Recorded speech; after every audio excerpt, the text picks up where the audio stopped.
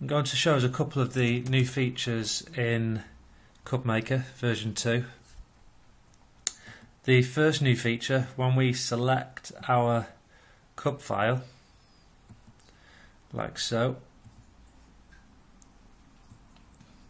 we can now specify an ICE name. So I think previously in CubMakr v1, I think they were all called something similar to that. You can now name them whatever you want them to be named, and then once you add the rule, you can check the bottom and you will see your custom ICE name here.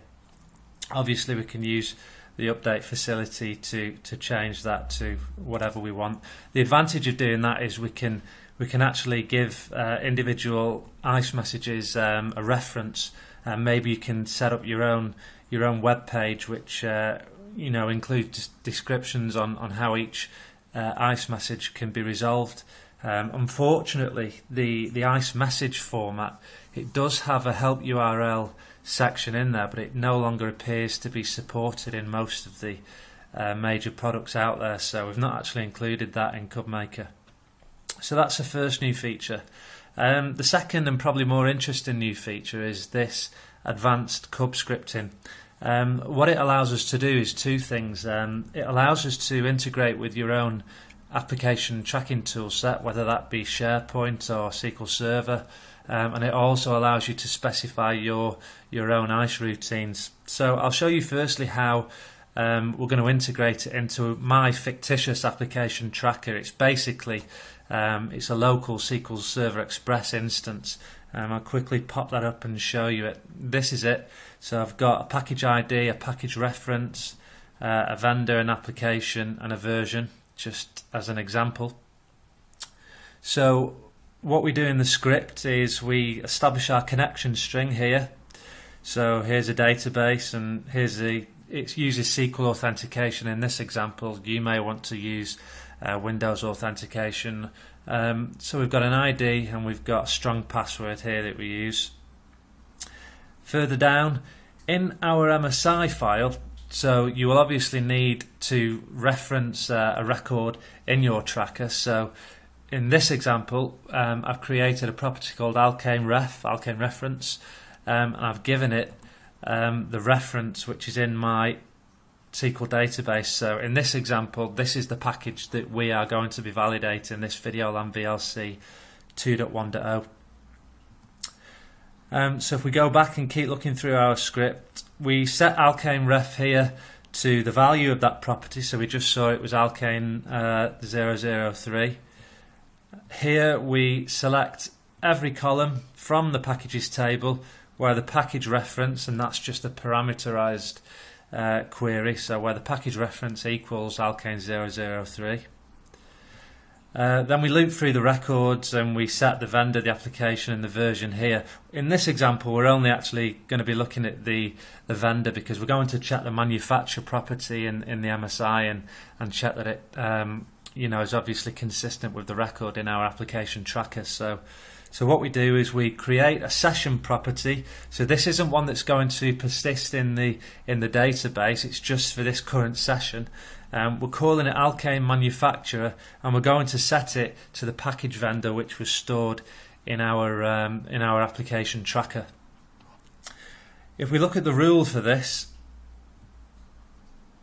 down here that we've already created, I'll actually just click update just so we can see it a bit more clearly up at the top. We're going to look in the property table, in the property column where the property equals manufacturer, and we're going to ensure that the value of the manufacturer equals alkane manufacturer. Now that's the session property that we've just created. We've just set it to our tracker vendor name, and we must click this checkbox here, resolve properties. So we want to resolve this alkane manufacturer session property to the actual value, and we save that, and what we end up with, if we do a validate here, is a message down at the bottom And you can see here it says there should be an entry in column property which equals manufacturer with a corresponding entry in column value which equals Videolan. So Videolan, that's the part that we've obviously retrieved from our tracker, and you can see further down that it's currently set to your company name. So if we set that to Videolan and try saving it, run a validation again, we can see that the message is now gone. So that's the first part of advanced scripting, which I wanted to show you, and how you can integrate it into your own tracker. We do have an example. You can integrate with SharePoint or whatever other tracker that you have, and we do have an example of using VBScript to connect to a SharePoint site using Camel. You can find links to them throughout our website or our blog up here. So there's our advanced scripts and examples. Here's a link to the changes in version 2 that you can go and browse for. So this one is scheduled to run before the CubMakr rules. The reason for that is obviously because we need to set this Alkane manufacturer session property before we actually use it in the CubMakr rules, so quite self-explanatory. You can also create a script that runs after the CubMakr rules. Now this is usually where we would write our own custom ICE routines. Now in this example I have written 3 functions. One is to check for empty components, the second is to check for components without a key path, and the third is just to check for any duplicate registry that's contained within our MSI or transform. So quickly I'll just run through one of these functions. So we set the message ICE name, so this is what we want to appear in this source column on the left here.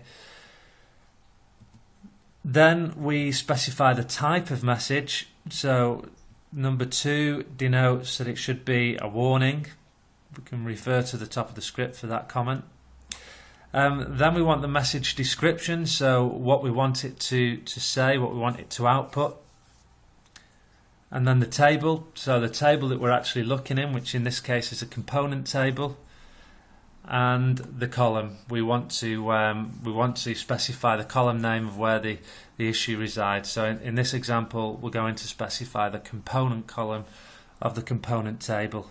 I'm not going to go through the logic of the script below. I'll let you do that in your own time, but basically if it's an empty component, then this is where we output the message. Looking in our example here, we can see that component all of the files does not have a key path set. No suitable key path entries were found. If we, in the logic that I've got in the function, if we were to have a file, let's just add a quick row here, an example. If we did have a file in that component, like so, 0 file size, give it a quick version, course sequence, in the sequence. So if we did have a file in that component and we ran the validation again, we can see that the message is component all other files does not have a key path set. A suitable key path may be example in the file table. So it suggests examples of what we could set potentially as a key path. So that's the new parts of version 2. Feel free to have a play and contact me on the blog if you have any issues. Thank you.